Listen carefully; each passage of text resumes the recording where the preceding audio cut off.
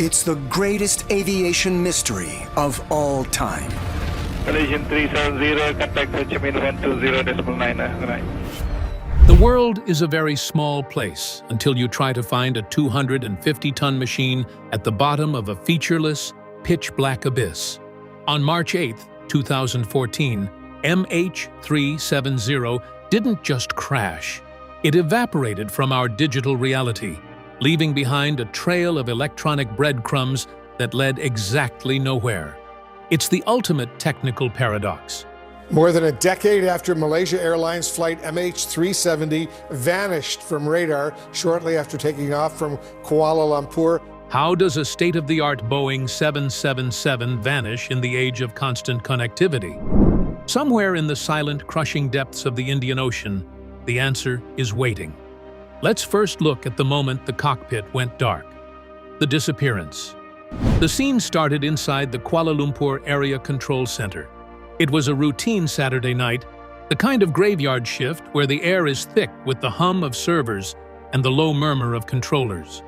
Flight MH370 was cruising at 35,000 feet, a heavy Boeing 777-200ER carrying 239 souls toward Beijing. On the radar screens, it was just a glowing green blip, one of thousands pulsing across the globe. Everything was textbook. The Rolls-Royce Trent 800 engines were purring, the cabin lights were dimmed for the red-eye, and the pilots were ticking off their waypoints with practiced ease. At 1:19 a.m., the Malaysian controller gave the standard handoff. Malaysian 370, contact Ho Chi Minh 120.9, good night. The response from the cockpit was calm, professional, and chillingly normal. Good night, Malaysian 370. Those were the last words anyone ever heard. Within 90 seconds, the plane's transponder, the digital heartbeat that tells ground radar exactly who, where, and how fast a plane is flying, was manually switched off. To the civilian controllers on the ground, MH370 didn't just stop talking, it blinked out of existence. There was no mayday, no frantic squawk of a mechanical failure, no sudden drop in altitude. It simply ceased to be a data point. In a world where your smartphone can be tracked to a specific sidewalk in London, a masterpiece of aerospace engineering had just turned into a ghost. This is where the natural flow of aviation history breaks. Usually, if a plane vanishes, it's because something catastrophic happened, a mid-air breakup or a structural explosion. But MH370 wasn't finished.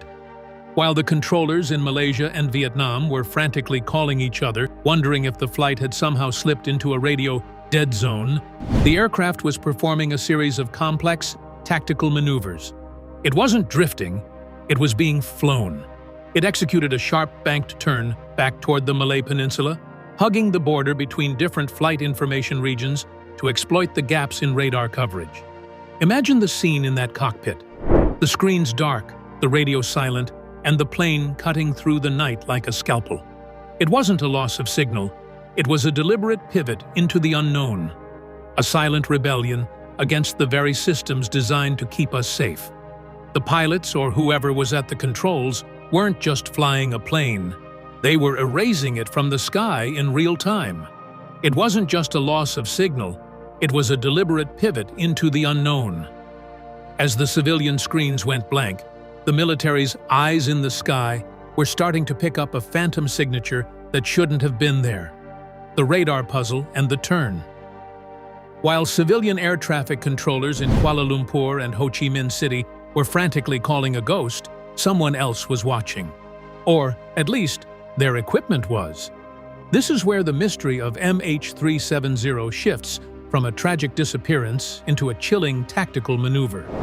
To the civilian world, the plane was gone the moment the transponder was twisted to off. But military radar is a different beast entirely. It doesn't wait for a plane to talk to it. It sends out a pulse of energy and waits for it to bounce off the cold, hard skin of the fuselage. And what the Malaysian military radar caught that night was a flight path that defied every standard operating procedure in the book. Instead of continuing its steady, predictable trek toward Beijing, The Boeing 777 performed a sharp, aggressive U-turn. This wasn't the slow, wide arc of a plane experiencing a mechanical failure or a pilot incapacitated by a lack of oxygen. This was a banked turn, a deliberate manual redirection of 250 tons of metal. The aircraft cut back across the Malay Peninsula, flying almost directly over the city of Kota Bharu. It didn't just turn, it seemed to be navigating. It stayed on the border of different flight information regions, FIRs, a move that experienced aviators call seam crawling. By flying right on the line between two different jurisdictions, the plane exploited a classic bureaucratic loophole. Each controller assumes the other is the one responsible for the blip. The radar track shows the plane crossing back over Malaysia, then making another turn to the northwest, heading out over the Strait of Malacca. At one point, it flew near a waypoint called VAMPI, a literal point in the sky used for navigation. This is a crucial detail. It suggests that whoever was in control wasn't just aimlessly wandering through the dark. They were using the plane's sophisticated flight management system to hit specific geographical markers. It was a silent, high-altitude sprint through one of the busiest shipping lanes in the world. Yet because its digital name tag was off, it remained an anonymous shadow on the military's screens. There is a haunting quality to this part of the flight. Imagine the aircraft screaming through the night at 500 miles per hour, completely dark to the outside world. Below, the lights of Penang and the fires of fishing boats would have been visible through the cockpit glass, but the plane remained a black silhouette against the stars. The military radar tracked it until it reached the edge of its range, about 200 miles northwest of Penang. At that point, at 2:22 a.m., the last primary radar return flickered and died. The ghost had officially moved beyond the reach of human eyes. The implications of this radar trail are heavy. It shatters the idea of a sudden, catastrophic mid-air event. If the plane had exploded, the debris would have fallen right there in the South China Sea. If it had suffered a total electrical failure, it wouldn't have been able to navigate between waypoints with such surgical precision. This was a controlled flight, directed by a mind that knew exactly where the gaps in the system were. But as the plane moved into the vast, empty expanse of the Andaman Sea, it left the world of radar behind entirely. It was heading for a place where there are no towers, no eyes, and no witnesses. Military radar had followed the shadow as far as it could, but the trail was about to go cold. If the radar lost them, how did a satellite thousands of miles away keep the trail warm? The Inmarsat handshakes. To map the final movements of a ghost, you don't look at the sky. You look at a steady pulse from space. This is the technical heart of the mystery, a high-stakes digital forensics puzzle that feels more like science fiction than aviation. When the transponder was flicked off and the radar screens went cold, MH370 was effectively invisible to the human eye. But it wasn't invisible to the universe. Floating 22,000 miles above the Indian Ocean was a satellite owned by a company called Inmarsat. It wasn't tracking the flight in the traditional sense, it was simply waiting for a handshake. This is the story of how a series of electronic whispers, pings that were never meant to be used for navigation, became the only map we have for the greatest disappearance in history.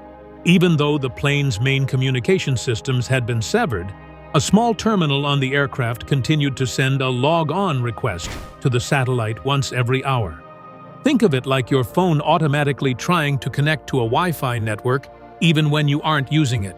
These automated pings didn't contain GPS coordinates or cockpit data.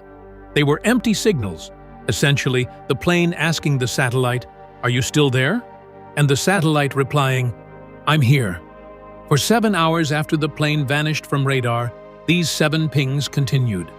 They were the heartbeat of a dying flight, transmitted from a silent aircraft cruising through the darkness toward the most isolated stretch of water on the planet. This is where the math gets heavy. To turn these empty pings into a flight path, investigators had to invent a new branch of orbital physics on the fly. They looked at 2 specific values: the burst timing offset, BTO, and the burst frequency offset, BFO. The BTO is essentially a measurement of time. By calculating exactly how long it took for the signal to travel from the plane to the satellite and back, scientists could determine the exact distance between the two. This didn't give a point on a map, but it gave a radius, a giant circle on the Earth's surface where the plane must have been at that specific second. By the time the seventh and final ping occurred at 8:19 a.m., that circle intersected with a line in the southern Indian Ocean that we now know as the seventh arc. Then came the BFO, which deals with the Doppler effect, the same phenomenon that causes a siren to change pitch as it passes you. Because the satellite was slightly wobbling in its orbit and the plane was moving at high speed, the frequency of the pings shifted. By analyzing those microscopic shifts in the signal's pitch, investigators could determine not just the distance, but the direction and speed of the aircraft. The data was unequivocal. The plane wasn't heading north toward Central Asia, as some early theories suggested. It was heading south. It was flying a straight, unwavering line into the Antarctic silence, maintained by an autopilot system that was faithfully executing its last commanded heading until the fuel tanks ran dry. It's a haunting image to process. For over 6 hours, while the sun began to rise over the Indian Ocean, a Boeing 777 was cruising at 35,000 feet with no one talking to it, yet it was still shaking hands with a satellite in deep space. Those 7 data points are the only reason we aren't looking for the plane in the South China Sea today. They moved the search thousands of miles to the west, to a patch of ocean so remote that it is rarely visited by ships and almost never by planes. The Inmarsat data gave us the where, but it couldn't give us the why. It drew a line in the water and told the world, the answer is here.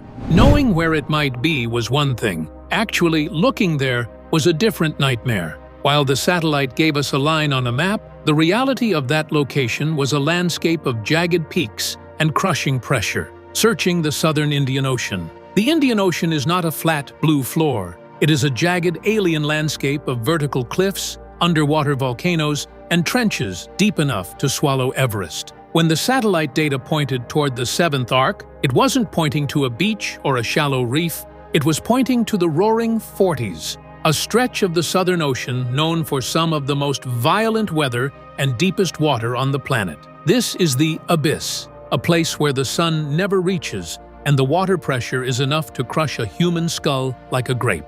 Finding a black box here, a device roughly the size of a shoebox, is not just like finding a needle in a haystack. It's like finding a specific grain of sand in a desert while hanging from a helicopter in a hurricane. The first phase of the search was a race against a literal ticking clock. Flight recorders, or black boxes, are equipped with underwater locator beacons, ULBs, that emit a high-pitched ping once per second for about 30 days. For a month, the world held its breath as advanced pinger locators were towed through the water, listening for a signal from the deep. There were moments of agonizing hope, brief acoustic detections that seemed to match the frequency of a Boeing 777's recorders. But as the 30-day battery life expired, the pings faded into the background noise of the ocean. The voice of MH370 went silent forever, leaving the searchers to rely on sight alone in a world of total darkness. What followed was the most expensive and technologically demanding underwater search in human history. To even begin looking, we had to map the seafloor first because, incredibly, we have better maps of the surface of Mars than we do of the southern Indian Ocean. The search vessels used multi-beam sonar to mow the lawn, moving back and forth across thousands of square miles to create a 3D model of the terrain. What they found was a geological nightmare: the Broken Ridge, an underwater mountain range with sheer drops of over 3,000 meters. If the plane had gone down over one of these cliffs, the wreckage would be buried under miles of silt or wedged in a crevice that no sonar could see. The scale of the search area eventually reached 120,000 square kilometers.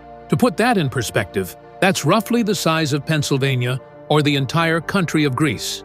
Deep-sea drones, known as autonomous underwater vehicles, AUV, were deployed to swim just a few dozen meters above the seabed, snapping high-resolution photos and using side-scan sonar to look for anomalies, anything that didn't look like a rock. They found old shipwrecks from the 19th century, anchors, and geological formations that looked hauntingly like debris, but of the 250-ton Boeing 777, there was not a single trace. No fuselage, no engines, and no black boxes. The psychological toll on the search crews was immense. Day after day, month after month, they stared at grainy sonar feeds, looking for the glint of metal in a world of gray silt. The sheer nothingness of the southern Indian Ocean is hard to wrap your head around. It is a place of absolute solitude. Every time the sonar picked up a shape that looked like a wing or a tail fin, the world's media would erupt in a frenzy, only for the anomaly to be identified as a rock formation or a discarded shipping container a few days later. The ocean was playing a cruel game of hide and seek, and it had all the advantages. By 2017, the official search was suspended. The logic was simple but heartbreaking. We had looked everywhere the math told us to look, and we had found nothing.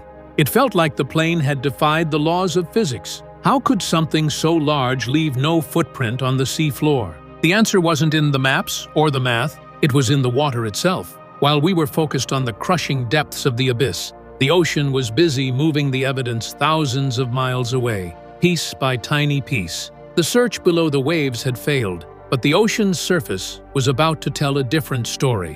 While we looked down, the ocean started spitting pieces back up, the evidence in the sand. For over a year, the search for MH370 was a vertical struggle, a high-tech, expensive dive into the crushing darkness of the abyss. But while the sonar mapped the jagged peaks of the broken ridge, the Indian Ocean's surface currents were working on a different timeline. The ocean is a massive liquid conveyor belt, and in July 2015, 16 months after the disappearance, it finally delivered a physical witness. On the distant shores of Réunion Island, a tiny French territory thousands of miles west of the search zone, a beach cleaner found a jagged, barnacle-encrusted piece of metal. It wasn't just any debris, it was a flaperon, a control surface from the wing of a Boeing 777. This was the first hard evidence that the plane had actually met the water. For the families of the 239 passengers, it was a moment of brutal confirmation.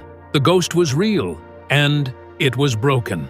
But for the investigators, the flaperon was more than just a piece of a wing. It was a biological and mathematical forensic kit. They didn't just look at the metal, they looked at the life clinging to it. The flaperon was covered in lepus anatifera, or goose barnacles. By analyzing the shells of these tiny crustaceans, marine biologists could actually trace the temperature of the water the wing had passed through. It was a biological GPS that confirmed the debris had spent a long time drifting from the south toward the equator. Following the Réunion discovery, more pieces began to emerge like breadcrumbs scattered by a giant. A piece of an engine cowling in South Africa, a stabilizer fragment in Mozambique, and a section of the cabin interior in Madagascar.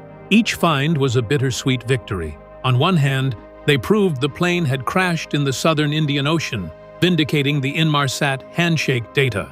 On the other hand, the condition of the debris told a terrifying story. Some pieces showed signs of high-energy impact, shattered honeycomb structures and torn rivets that suggested the plane hadn't glided gently into the waves, but had struck the surface with incredible force. However, one specific piece, the right outboard flap, offered a chilling technical clue. When a pilot prepares for an emergency water landing or ditching, they usually extend the flaps to slow the plane down and create lift. Forensic analysis of the MH370 flap showed that it was likely in a retracted position when it broke off. This suggested that at the very end, the plane might not have been under the manual control of a pilot trying to save it. Instead, it pointed toward a death spiral, a high-speed, unpiloted plunge into the ocean after the fuel finally ran out. It was a detail that added a layer of mechanical coldness to an already tragic narrative. The debris also allowed oceanographers to perform drift modeling. They dropped thousands of virtual buoys into computer simulations of the ocean to see where they would end up if they started at the seventh arc. The results were remarkably consistent. The currents of the Indian Ocean naturally push objects from the search zone toward the shores of East Africa. It was a perfect, albeit tragic, scientific loop. The math of the satellites said the plane went down in the south. The biology of the barnacles and the physics of the waves proved the debris had come from the south. The evidence was in the sand, but the black box, the heart of the mystery, remained buried under miles of water. The discovery of the wreckage changed the conversation from if the plane crashed to how it crashed. It proved that the ocean doesn't keep secrets forever. It just takes its time giving them up. But as the years turned into a decade, the trail of debris went cold. The shorelines had been picked clean, and the world was left staring back at the water, waiting for a new generation of technology to finish what the first search started. The evidence in the sand had given us the plane's bones, but we still needed its voice. New wreckage brought new hope, leading us to the high-tech cavalry. But even with the bones of the aircraft in hand, the real hunt was about to move from the tide lines to the high-tech front line. The 2026 mission. By the time we hit the dawn of 2026, the search for MH370 had shifted from a frantic rescue operation into a masterclass of marine robotics. The hunt isn't being led by massive naval fleets or aircraft carriers anymore. It's being led by ghosts in the machine. A company called Ocean Infinity has stepped back into the ring with a no-find, no-fee gamble that would make any corporate accountant sweat. They aren't just looking for a plane. They're betting $70 million that their new fleet of autonomous underwater vehicles, the Hugin 6000, can see what human-led sonar missed for over a decade. The 2026 mission is fundamentally different because it treats the ocean floor like a high-resolution 3D puzzle. In the early days, we towed sonar fishes behind ships on miles of cable, a clunky process that left massive blind spots in the shadows of underwater mountains. Today, the strategy is the swarm. Picture a mothership, the Armada 8605, hovering on the surface while it deploys a fleet of untethered, autonomous drones. These robots dive to depths of 6,000 meters, deeper than the wreckage of the Titanic, and operate independently for up to 48 hours. They don't just look. They map with a precision that can differentiate between a natural rock formation and a piece of twisted aluminum the size of a suitcase. What's truly riveting about the 2026 effort is the focus on the blind spots. Investigators have spent years reanalyzing the 2018 search data and found that the rugged terrain of the 7th Arc actually hid certain areas from the sonar pulses. It's like trying to find a set of keys in a dark room with a flashlight. If the keys are behind a chair, you'll never see them.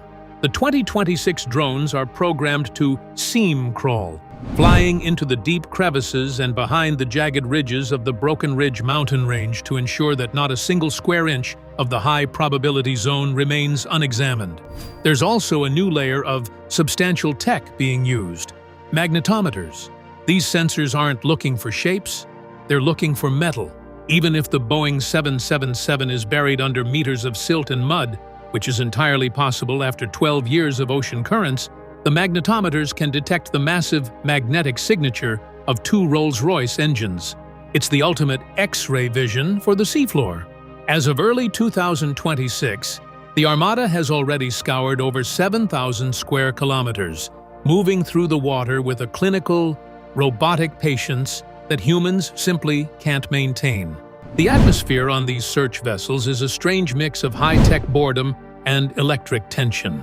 The crew watches data feeds in real time, waiting for a Category 1 anomaly, a hit that looks undeniably man-made. In January 2026, social media went into a fever pitch when the ship appeared to circle back over a specific coordinate, sparking rumors that the black box had finally been spotted. But the reality was more grounded. It was a tactical pause to wait out a Southern Ocean storm. In this mission, no news isn't a failure. It's just the process of elimination. We are systematically shrinking the map of the unknown until the only place left for the plane to be is right in front of us. The drones are doing the work that flesh and blood couldn't, but technology only tells us where the plane ended. Even with the best tech, we're left with the ultimate question of who was really in control during those final hours. The human factor and final theories. The final movements of MH370 suggest a logic that was deeply, hauntingly human. As we stand in 2026, the debate has largely boiled down to 2 competing narratives: the ghost flight versus the rogue pilot. It's the ultimate struggle to determine if the plane was a mindless machine flying itself into the sea, or a weaponized tool used to carry out a final, tragic mission. The ghost flight theory is the one that allows us to sleep a little better at night. It suggests a catastrophic mechanical event, perhaps a fire in the cockpit, or a rapid decompression that incapacitated everyone on board. In this version of the story, the pilots might have made that initial sharp turn back toward Malaysia as a desperate attempt to land, only to be overcome by hypoxia, lack of oxygen, before they could finish the job. The plane then became a 250-ton zombie, flying on autopilot for hours, until its engines sputtered and died over the 7th arc. It's a theory supported by the death spiral data, the idea that the plane fell in a high-speed, unpiloted plummet because there was no one left at the controls to guide it. Then, there is the darker rogue pilot theory. This isn't based on malice, but on the chilling precision of the flight path. Experts point to the fact that the transponder and the ATRS system were disabled at the exact seam between air traffic control zones, a move that requires specialized knowledge of the 777's electronics. Then there is the matter of Captain Zaharieh Ahmad Shah's home flight simulator. Years after the crash, it was revealed that he had practiced a route into the southern Indian Ocean that bore a striking resemblance to the path MH370 actually took. Was he a man struggling with an invisible internal battle, or was he a victim of the world's most unfortunate coincidence? The logic of these theories often hinges on a single piece of debris, the wing flap. If the flap was extended, it means someone was trying to ditch the plane safely. If it was retracted, it means the plane hit the water like a missile. Even now, air crash investigators argue over the jagged edges of that metal. One side sees a controlled, compassionate attempt to land. The other sees a final, violent act of fuel exhaustion. Without the black box, we are left trying to read the mind of a ghost through the wreckage of his machine. The drones are doing the work that flesh and blood couldn't, but technology only tells us where the plane ended. So, where does that leave us today in a world that refuses to forget? 12 years have passed, but the silence of MH370 still rings louder than any siren. It remains the only time in modern history that a commercial jet has simply disappeared, leaving a gap in our collective sense of safety and a hole in the hearts of hundreds of families. But the legacy of this flight isn't just a mystery, it's a revolution. Because of MH370, we now have the Global Aeronautical Distress and Safety System, EADSS, ensuring that no plane can ever truly go dark again. We have better satellite tracking, more resilient black boxes, and a renewed respect for the sheer scale of our oceans. It's about the human refusal to leave a question unanswered. We dive into the abyss because we owe it to the 239 people who vanished that night to bring the truth back to the surface. If you want to stay on the pulse of the greatest mysteries beneath the waves, hit that subscribe button to ensure you never miss a deep dive into the unknown. Thanks for staying until the end. Subscribe to keep up with more coming stories.